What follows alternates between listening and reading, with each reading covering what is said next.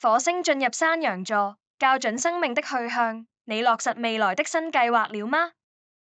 隨着水星順行，宇宙一下子充斥着人馬能量。此時火星率先轉入山羊座，為集體帶來一股沉穩的土象氣息，令人有更大的推動力，將早前的熱情與理想化為現實。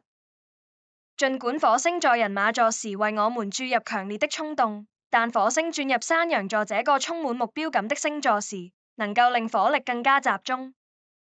未來一段時期，我們由人馬座的想做變做，轉為山羊座的想過才做，這將會令人更清晰自我的路向，不靠熱情的莽撞，而是靠着對自我及事情的理解，去作出決定與行動。進入年尾階段，火星轉入這個目標導向的位置，正好讓我們撥亂反正，去重新描繪生命的輪廓。在剛過去幾個月裏，眾星逆行令我們的生命一度失焦混亂，但迷失方向也好，失去什麼也好，用錯力去爭取着一些你並不需要的事物也好，火星走進山羊座正好給予我們更聚焦的力量，令人能理性地看清自己，設下目標，不再靠着3分鐘熱度，不再靠着突如其來的戀愛腦，也不再靠着放不下的不甘心去行動。